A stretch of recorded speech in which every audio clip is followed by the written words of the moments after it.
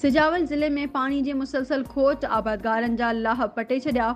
सारनि जा बेजारा सुकी विया, ज़मीनूं आबाद न थी सघियूं। ज़मींदार ऐं हारी सख़्त परेशान।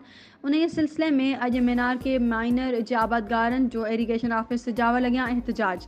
मुज़ाहिरीन शाहीन न्यूज़ सिजावल जे रिपोर्टर इमदाद पठान सां कहिड़ा हाल ओरिया आहिनि, ॾिसूं था हिन रिपोर्ट में।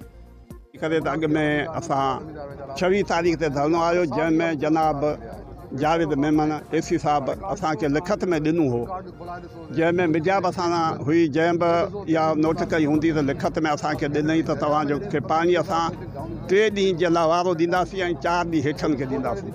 9.7 जेको असांखे 2 वारा पाणी मिलियो, 2 वारनि खां पोइ जेको आहे सो उहो पाणी असांजो इंजीनियर साहब आयो, उन कटे ते चवंदा तव्हांखे मुकमल पाणी ॾियां असांजो बहितरु आहे। उन जी जॻह ते पाणी असांखे कटे छॾई। असां चवंदा त असांखे जेको बि पाणी वारे मुताबिक़ थिए त उहो ॾिनो वञे। सीज़न ख़तम जी थी आहे, अगस्त जो महीनो ख़तमु पियो थिए, हाणे सेप्टेम्बर पियो ॾिसे। सेप्टेम्बर त हूंदी लाबारनि जो महीनो आहे।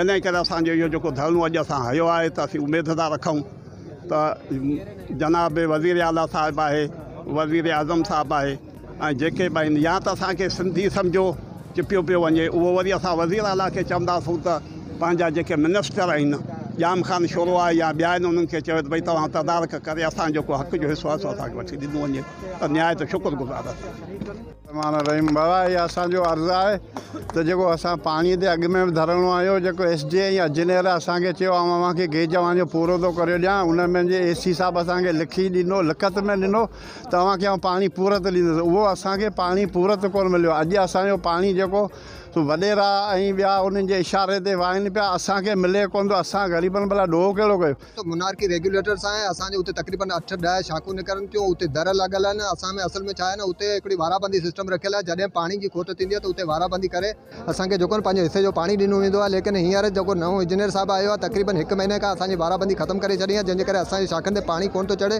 उनजे करे असांजूं ज़मीनूं बंजर थी वियूं आहिनि, असांजा ॿिज सुकी विया आहिनि। असां वधि खां वधि नाइंसाफ़ी बि थी, जंहिंजे लाइ असां काफ़ी मरतबा इंजीनियर साहब सां मिलिया आहियूं, मुदारा कया आहिनि, हड़तालूं कयूं, लेकिन हीअ त जेको चए थो त मुंहिंजे हथ में का शइ कोन्हे, मुंहिंजी बदिली था कराए छॾियो, बाक़ी आउं जेको तव्हांखे पाणी रेगुलर करे नथो ॾेई सघां। उनजे करे असां इहो ई था चऊं त जेकॾहिं पाणी जी खोट त असांखे पाणी जी खोट में शामिलु कयो वञे। जेतिरो पाणी आहे उन में असांखे पंहिंजे हिसे जो पाणी ॾिनो वञे, जीअं असां पंहिंजी ज़मीनूं आबाद करे सघूं। अगस्त जो महीनो ख़तमु थियण वारो आहे, इन खां पोइ बि जेकॾहिं असांखे पाणी नथो ॾिनो वञे त इहा सरासर नाइंसाफ़ी। असां अॼु इंजीनियरी ऑफिस जे अॻियां गॾु थिया आहियूं।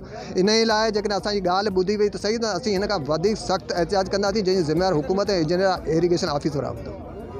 पाणी जी खोट दरिया में हुई मजमूई तौर ते, त गुड्डू ऐं सखर खे सिंध गवर्नमेंट पूरो ॾिनो। कोटड़ी इन जो नुक़सानु बर्दाश्त करे पई इन खोट जो।